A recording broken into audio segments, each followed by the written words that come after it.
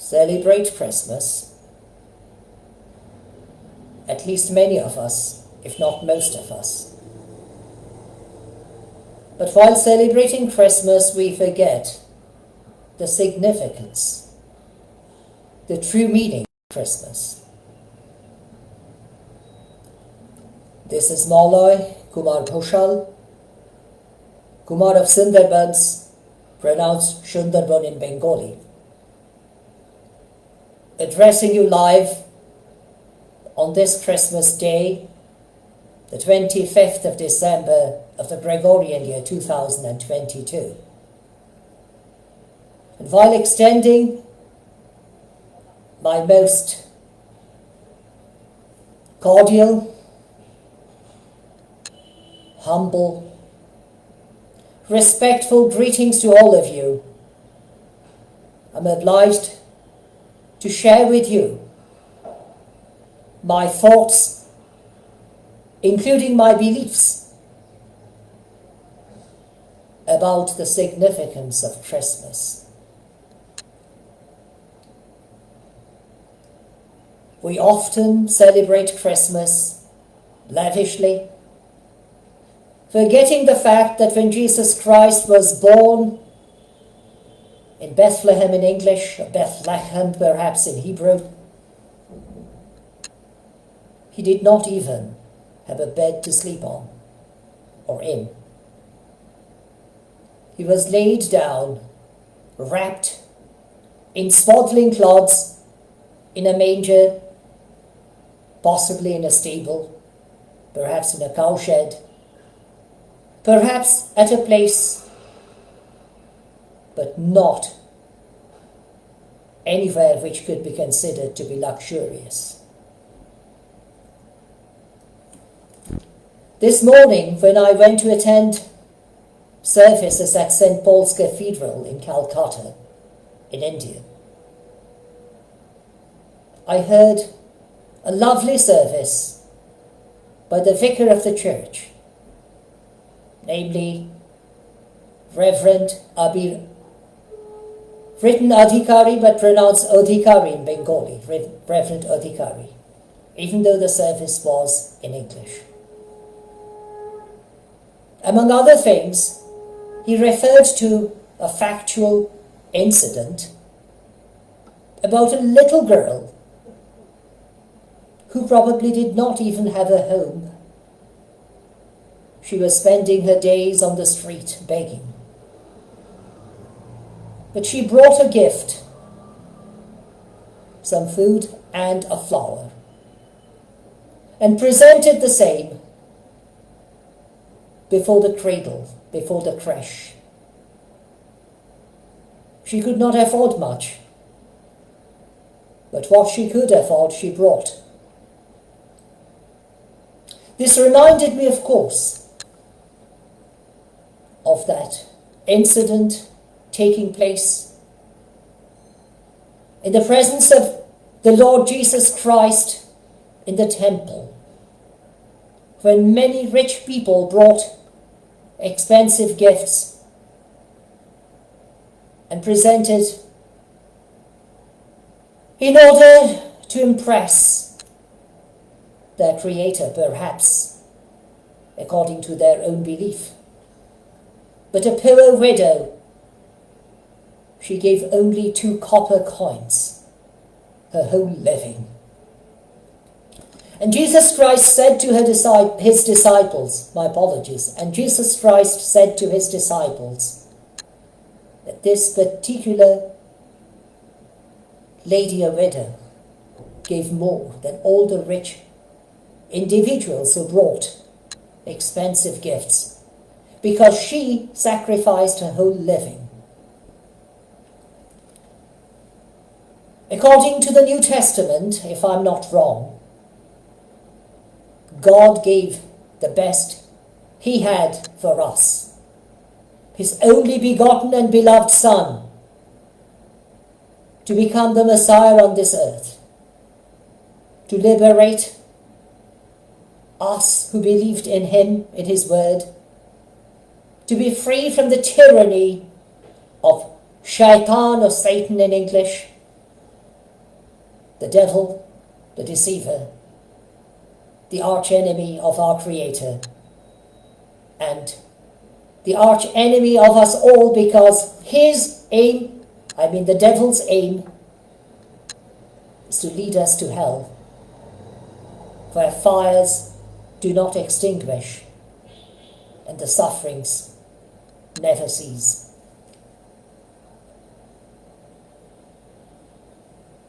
On a number of occasions, I referred, perhaps not knowing whether this be a true story or a fictional one, I referred to a magistrate who was preparing his meal on a Christmas Eve in a village while staying in his cottage, as this was Christmas Eve and he did not have to work. And being a bachelor, being a single person, he had to prepare his own meal. When he suddenly heard a vehicle parking in front of his cottage, he went to the window and saw an elderly person disembarking a vehicle and approaching the magistrate's cottage. The magistrate, being a noble-hearted person, if I may use the expression, opened the door, went toward this elderly gentleman and inquired what brought this elderly gentleman to the magistrate's cottage, or at least to the parking space. And this elderly gentleman replied that he had been travelling some 300 kilometers and wanted to visit his children, or I should say his son and his son's family, and he wanted to refresh himself before travelling any further, as he felt hungry and weary. And the magistrate knew that the only restaurant that was in that particular village where his cottage was would be closed on Christmas Eve. But being, as I said already, a benevolent and a noble-hearted person, he invited the elderly person to come into his cottage and share the meal. The elderly gentleman shared the meal with the magistrate, thanked him, and the magistrate saw the elderly gentleman off while he drove away. But almost immediately the magistrate heard a loud cry for help made by a lady whom the magistrate knew, an elderly person who was staying on her own. The magistrate rushed to the scene and discovered that this elderly lady, while trying to dispose the trash, slept onto the icy pavement and fell. And the magistrate discovered that the lady was injured and required medical treatments. So the magistrate switched on his vehicle, helped the lady to embark his own vehicle, laid her on the back seat and drove very slowly to the next hospital. Having fulfilled all the requirements, the magistrate admitted the injured lady, into the hospital, and he returned home hoping that he would be able to listen to some Christmas carols before attending the midnight mass at the church, the only church which was in that particular village. Suddenly he heard the phone bell ringing, cring, cring, Kring, kring, kring, kring. Permit me to remind you that in those old days, no cell phone or mobile phone was available, let alone a tablet or a smartphone. So the magistrate went to answer his landline phone. When he heard a voice saying, "Excuse me, Your Honour, I'm very sorry to trouble you on this particular evening, but 3 youths broke into a shop. These 3 youths are orphans and were staying in an orphanage. But in order to bail them, we need your approval." The magistrate rushed to the nearest police station where these young people were being held. He fulfilled all the requirements and ensured the bail being available for those youths, or in favour of those youths. And the magistrate explained to them how wrong it was to break into a shop. In fact, the magistrate felt very sorry for those orphan boys, and he promised to bring them gifts as soon as the shops would open, not on the following day because it would be Christmas, nor even on the Boxing or Stephen's Day, but on the 27th of December of that particular year. He returned, but he could not return home without being able to attend the service, because the service in the church had already begun. The church in a village is often a small one, and on this particular night it was overcrowded. The magistrate had to had to make considerable efforts in order to enter the church, let alone finding a place to sit. By this time, the first reading, which was either from the book of Micah or from the book of Isaiah, was already read. Even the Psalms and the epistle.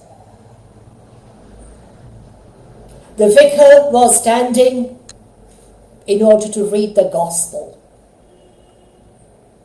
The magistrate, like many others attending the service, was expecting a passage from Luke's gospel about the birth of Jesus Christ.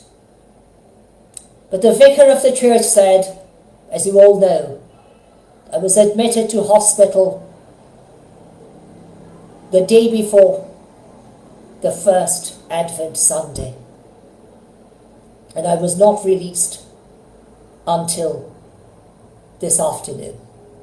So I could not prepare for the sermon, but I wish to share with you what I had prepared for the first Advent Sunday. And I would like to read to you a passage from Matthew's Gospel.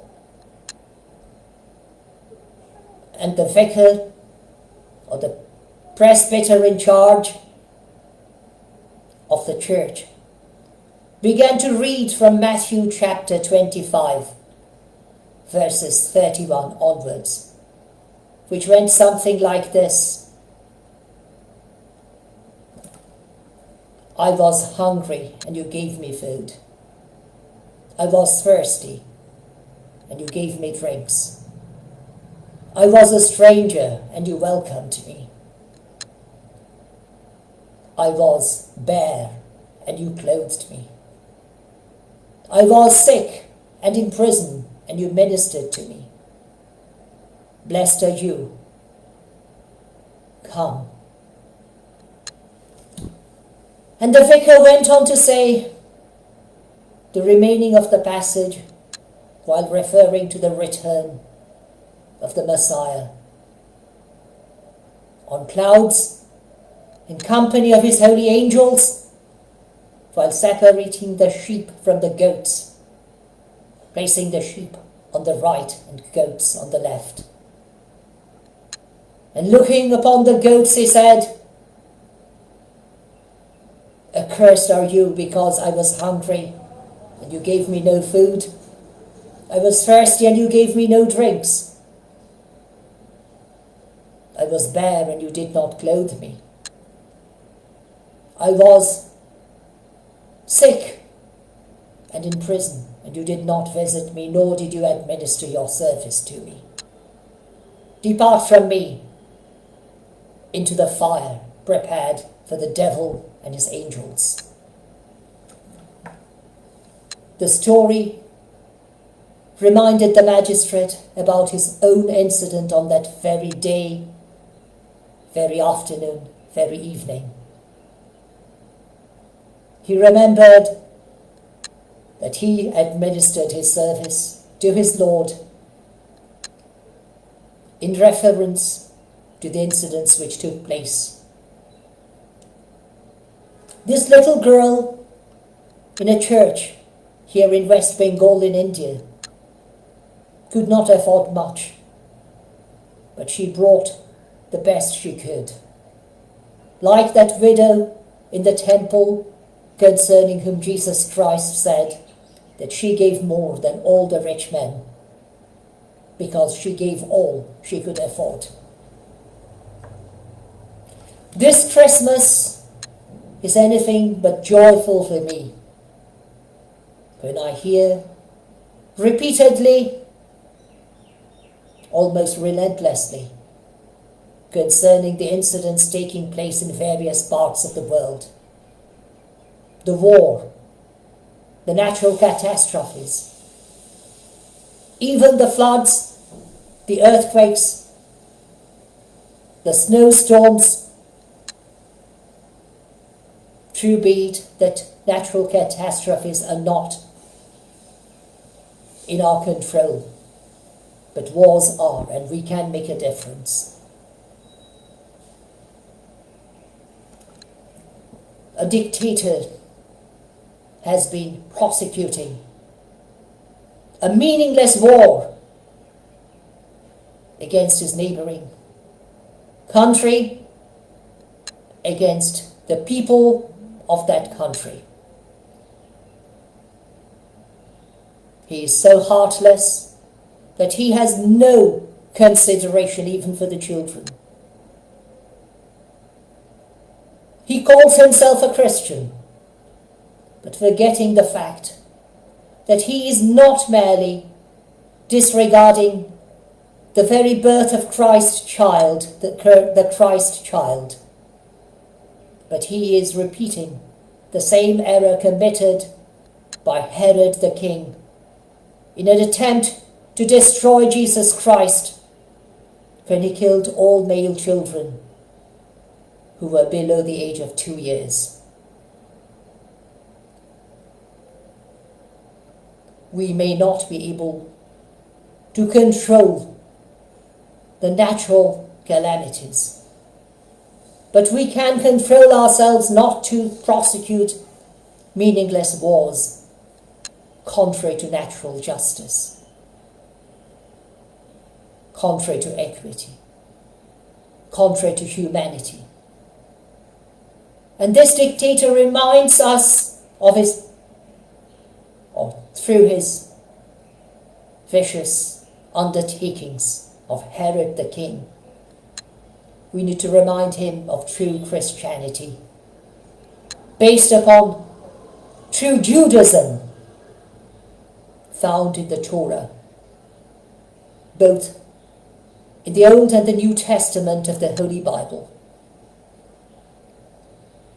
The Old and the New Testaments show God's love, mercy, in order to teach humanity the Messiah was born, even was laid in that manger.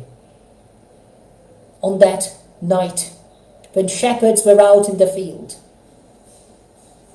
it was the poor shepherds who received the first message of the birth of Jesus Christ. The holy angel appeared to them and said to them, "To you is born this day a child of the lineage of David, whom you can recognize by the fact that he is wrapped in swaddling cloths and laid in a manger.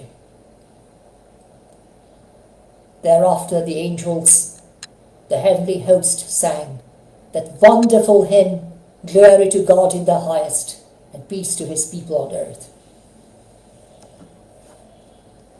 While remembering that particular night,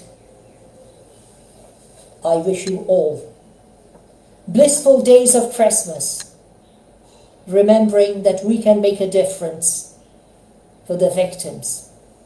I'm not celebrating Christmas this year, remembering that too many of my fellow global citizens throughout the world are not able to celebrate Christmas this day and perhaps in the very near future. I bid you all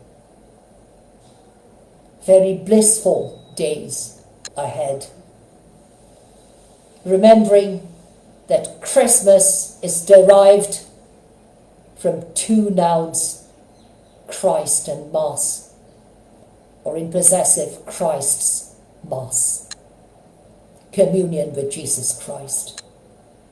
And this we can only have if, but only if, we serve Christ through the needy, because becoming a poor child, even though he was of the lineage of David, neither Mary nor Joseph were rich people, but poorest of the poor, who could not even pay for an inn to board that particular night when Jesus Christ was born. This is my errand on this Christmas day. To be happy, I believe, is to be happy with others by sharing what we have, even the little, like that little girl who brought that little things into that church near Bandel in West Bengal. I thank all of you in anticipation for your kind understanding, while bidding you the blessings and the protection of the same Almighty who created all of us, even that little girl who brought the best she could afford into that church, even those children who are being victimized, even enslaved today throughout the world, those who are being abused, those who are being detained unjustly, unlawfully, those who have no hope for tomorrow. Yet we can make a difference if all of us come forward, speaking out, even in combating those evils committed against those children, remembering that Jesus Christ himself had to flee Herod with his mother and foster father, Mary and Joseph, into Egypt, where they were refugees, or they became refugees. I bid you all blissful Christmas and a very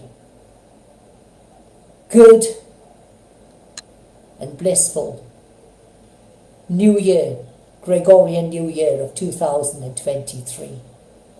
Thank you for watching this live telecasting of mine.